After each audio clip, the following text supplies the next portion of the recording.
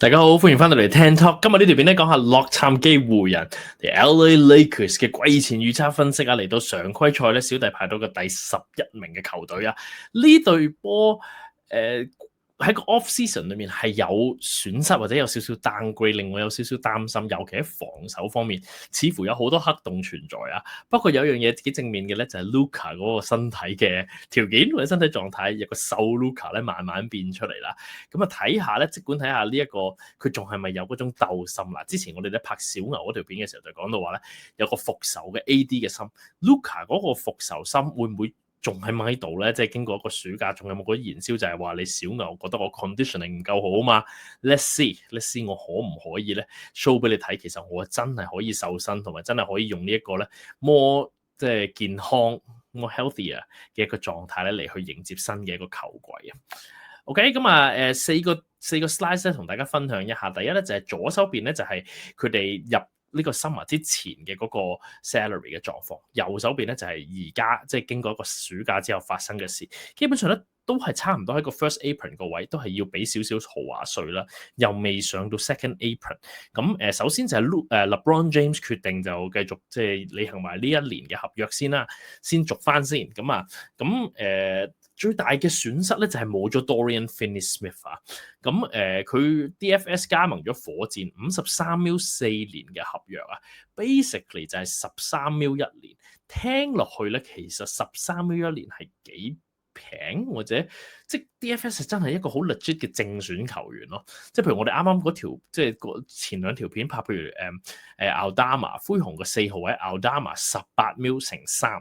我哋會覺得18 mil 乘3可能略為即係啱啱有啲貴或者略為高少少，或者叫做啱啱 appropriate 啦。但係13 mil 1年真係幾好喎。咁啊有啲個 report 出嚟就話 Lakers 咧就唔想 commit 4年啊，即係覺得4年略多。但係諗下Aldama 18乘3即係54啦，咁而家53乘4 53就除4，咁其實原來個總數咧 Aldama 同埋 DFS 係一樣喎，基本上。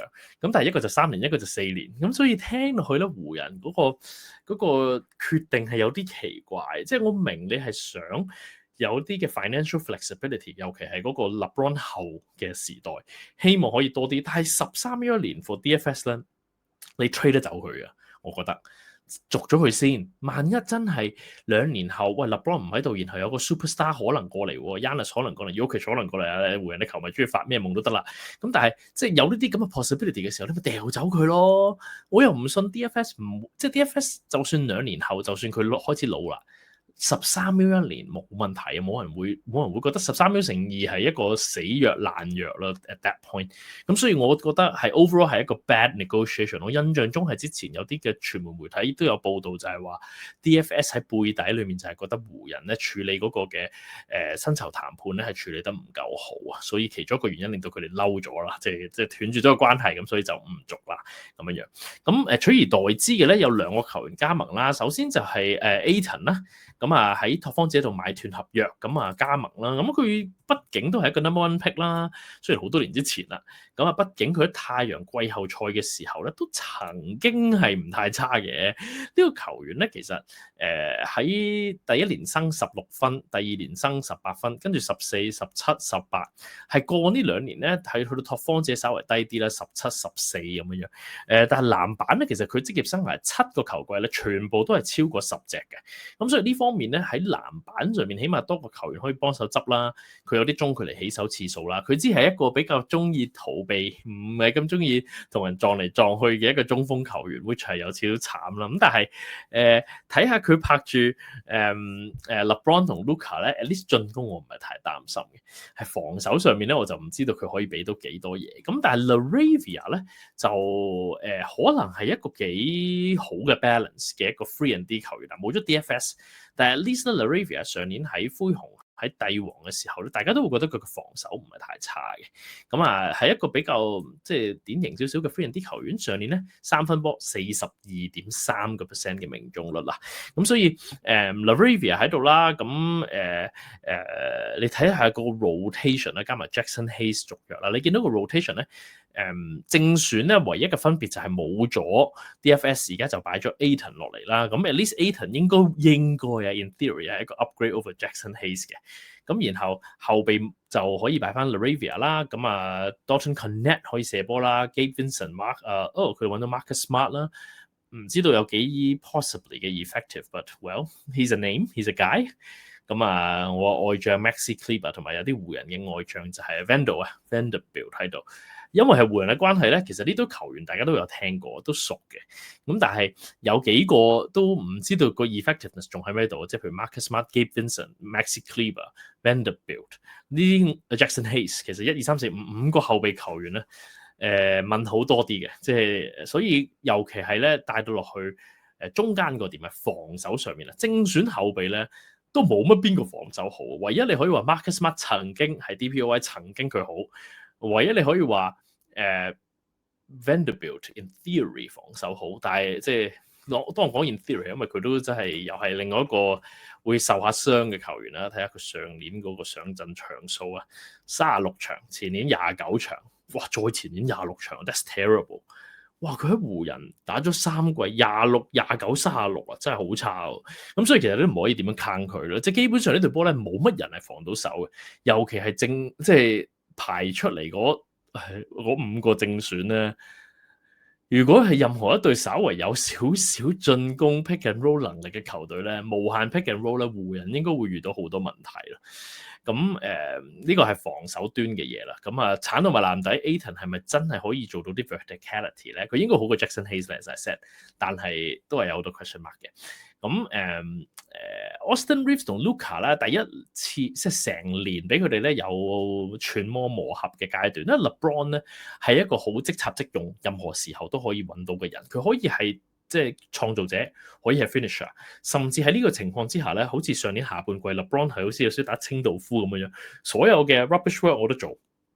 防守我試下喺籃底睇下做到幾多得幾多，咁進攻咧就將佢交俾 Luka 做主力，甚至咧 Austin Reeves 咧就 key 下波多少少咁樣，咁所以 Reeves 同 Luka 個合作程度會係一個重要嘅元素啦。之前我記得第一次咧 Luka 嗰單交易嘅時候，我會問一個問題就係、我唔 expect 半年可以揾得出佢哋兩個。即係合唔合作得到，但係我 expect 咧打足一季25-26年呢個球季完咗之後咧，湖人應該要答到自己一個問題，就係想唔想像到自己 Austin Reeves 同 Luka 就係球隊嘅一哥二哥咯。In the long run 或者 in the middle run 嚟緊3至5年得唔得？因為如果唔得嘅話咧，你可以考慮 sell high Austin Reeves 嘅，即係佢未掹車邊都未去到 All Star 球員，但係因為佢係湖人啊嘛。佢又有時喺季後賽裏面 make 到啲 big plays、big games， 所以佢其實個 value 咧喺某啲球隊可能係覺得佢唔錯嘅。咁會唔會有啲嘢係可以執到翻嚟咧？譬如有人之前有傳過 Austin Reeves 又係同小牛啦嚇，即係可能係因為之前 Luka 交易容易啲，再勾起同小牛之間嘅嘢。Austin Reeves 係後場啊嘛，小牛欠後場啊嘛，咁可唔可以 Austin Reeves 換？譬如 let's say Daniel Gafford 同 PJ Washington。咁當然湖人要再夾多啲 salary 過去啦，咁但係即係類似啲咁嘅嘢，就係你睇下恰唔恰到其他球隊，就係需要一個好似 Austin Reeves 嘅創造者，然後呢個 moment 可能係 value 佢有啲高咁樣咯。咁最後咧就係 LeBron 係咪退休呢樣嘢啦？因為 LeBron James 咧都真係幾識得玩弄我哋呢啲球迷或者玩弄媒體嘅一個人嚟嘅。佢喺9月尾嘅時候，如果唔係因為 Aspiration 嗰單嘢咧，其實應該 LeBron 退休呢個故事線咧會萌生更加多嘅嘢出嚟，因為佢有啲喐下啲動作，揾 Nike 整啲咁樣嘅特別嘅一啲 documentary 啊或者廣告出嚟咧，去特別再 push 佢嗰種 greatness 啊，講就算佢只係得4冠，但係咧佢真係好屈機嘅，即係嘗試捧起佢啦，啲 LeBron 迷咧嘗試做起，即係呢種勢咧令人有少少懷疑係唔係想開始做到嗰種臨退休啦。同埋有另外一個故事線曾經出過嚟，就係話 LeBron 咧同佢啲合夥人就諗住整一個全世界嘅 league 啊，去抗衡或者挑戰一下 NBA 啦。佢唔會咁樣講啦，但係 effectively 就係想即係整一個新嘅 tournament， 整一嚿新嘅咁樣嘅嘢出嚟去 balance。之後發現譬如 Euro Basketball 啊，甚至我哋喺香港啊、亞洲啊，其實有啲籃球，就算佢哋嘅實力未必係超高都好咧，其實好 competitive 好睇嘅。咁所以 LeBron 可能想夾住呢一種咁樣嘅火力咁樣，instead of 話想做一個 NBA 球隊老闆咧，which係之前傳出嘅嘢啦。而家好似咧佢個心態好似多咗另外一啲嘅 mindset，就係會唔會想考慮咧飛遠啲、飛高啲。呢個同佢嘅 politics 嘅取向同 Donald Trump 有冇關係？呢個我唔知啦。但係呢個係 LeBron 慢慢開始喺度萌生緊諗呢啲嘢。反正你隊波啊 ，Luka 續約係咪 Luka 續約？係咯，Luka 續約嘅時候，LeBron 又冇出現啊咁樣，即係有好多呢啲咁樣嘅大大小小嘅動作，令人覺得 LeBron 係咪係時候退役，或者佢係咪已經諗緊退休？反正我都唔係一個 number one choice，甚至有人講話係咪要湖人要交易佢，攞翻啲 asset 翻嚟咁樣咧？咁呢啲都係你估唔到會出現嘅故事線，但係慢慢出嚟咧係會 lead to 有好多嘅 speculation 咯。Over under 47.5 ，what a beautiful line， 又係一條好好嘅線啦。上年50勝，咁咧匿埋眼，我冇睇 official 47.5呢條線咧，我揀46嘅，即係其實我將湖人同埋快艇嗰個 win loss 咧都係擺46，而且咧佢哋上年都係50勝嘅，即係其實我覺得兩隊同時宿敵嘅球隊咧，面對咧都係好多 talent，甚至佢哋都有 superstar， 但係佢哋都有好多隱憂嘅地方咯，即係如果你俾我夠膽啲咧，我想將湖人擺41勝嘅，因為佢啲防守真係睇落去真係太弱啦。但係佢哋有 Luka Doncic，Luka Doncic 好似勁到個點就係，無論球隊幾廢都好咧，佢都可以攞到46勝，甚至48勝，甚至50勝我都唔會覺得 surprise 嘅，就因為 Luka 真係可以去到呢個水位咯。咁不過係咯，即係佢哋未係嗰種近 championship contender，但係又似係西岸可以做到4至到8號種子嘅球隊咁樣。OK， 咁湖人球迷尤其係嘅話咧，歡迎喺下邊 comment， 你又覺得呢個球季有啲咩特別嘅 X factor， 有啲咩重要嘅事情咧？可能你想補充下，歡迎喺下邊 comment 一下。你又覺得呢隊波似唔似係有機會爭奪下冠軍，搶下西岸即係一啲嘅故事線咧？咁樣 OK， 咁中意嘅片記得俾個 like，同埋記得 subscribe 呢個 channel， 更加多 NBA 廣東話 YouTube 嘅分析。下條片開始 Top 10啊嚇，常規賽嘅 Top 10 prediction 要嚟啦。咁係一隊東岸嘅球隊。做咗幾個交易，一個大交易同埋有啲新簽之後咧，我哋覺得呢隊波咧係時候要咔咔咔咔飛上去嘅球隊。OK，stay tuned。